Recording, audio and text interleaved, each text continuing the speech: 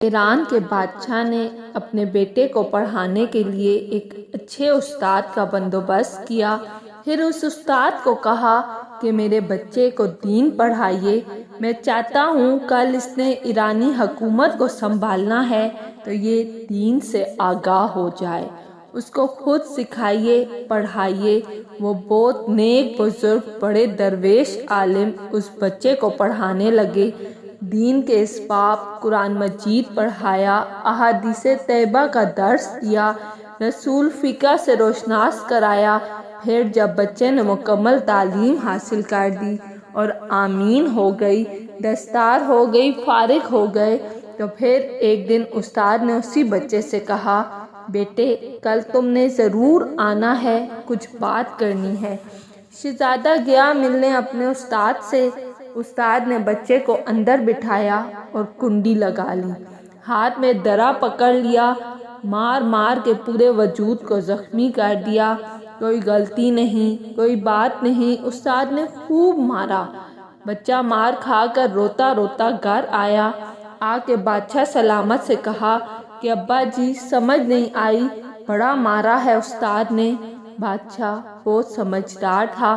آج کے تو قاری صاحب روز کٹہرے میں کھڑے ہوتے ہیں، کہتے ہیں مولوی صاحب آپ نے میرے بچے کو کیوں مارا ہے؟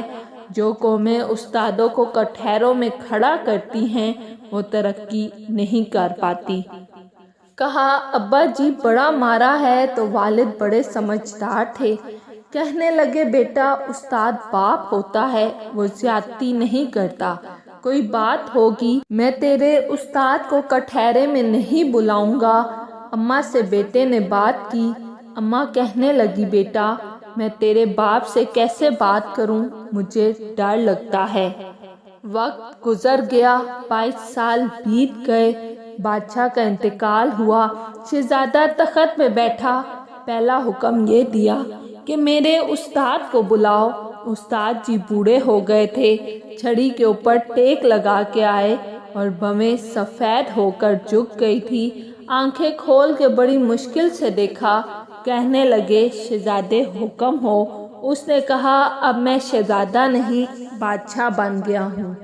استاد جی 22 سال گزر گئے، آپ نے مارا تھا اور وہ درد چونکہ زیادتی کی تھی، میرا قصور کوئی نہیں تھا، تو نہ میری روح سے درد کیا ہے نہ میرے جسم سے کیا ہے، میں بے اختیار تھا، پوچھ نہیں سکتا تھا، آج با اختیار ہوا ہوں۔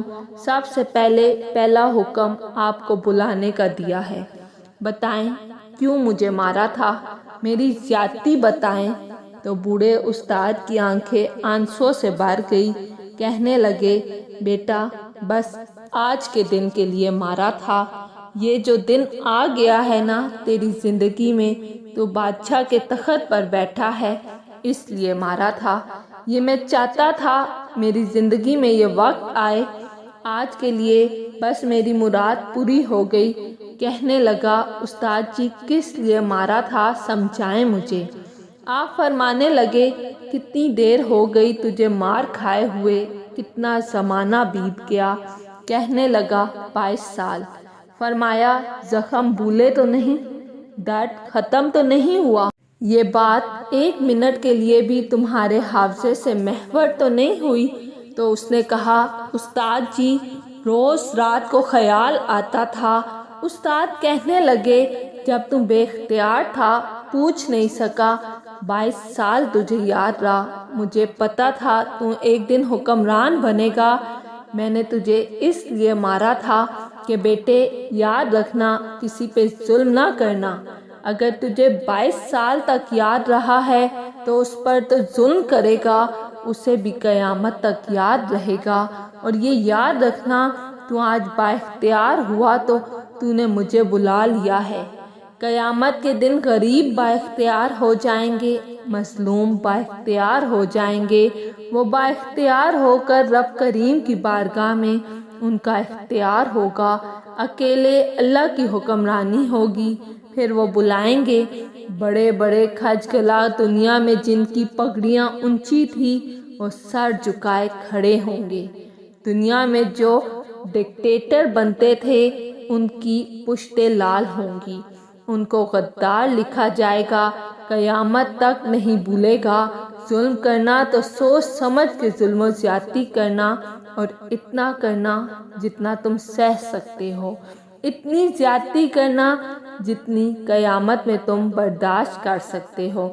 میرے نبی کریم صلی اللہ علیہ وآلہ وسلم نے فرمایا، ظلم سے بچو، یہ قیامت کے اندھیروں میں سے ایک اندھیرا ہوگا۔ زندگی میں کبھی کسی کے ساتھ زیادتی نہ کرنا۔ اگر تھوڑی دیر کے لیے کوئی چیز برداشت کر جائیں گے تو وہ فائدہ دے جائے گی، کچھ دیر کے لیے اگر سہ جائیں گے تو نفع مل جائے گا۔ سہنے کی کوشش کریں۔ اگر آپ کو میری ویڈیو پسند آئی ہے تو لائک اور سبسکرائب لازمی کیجیے گا۔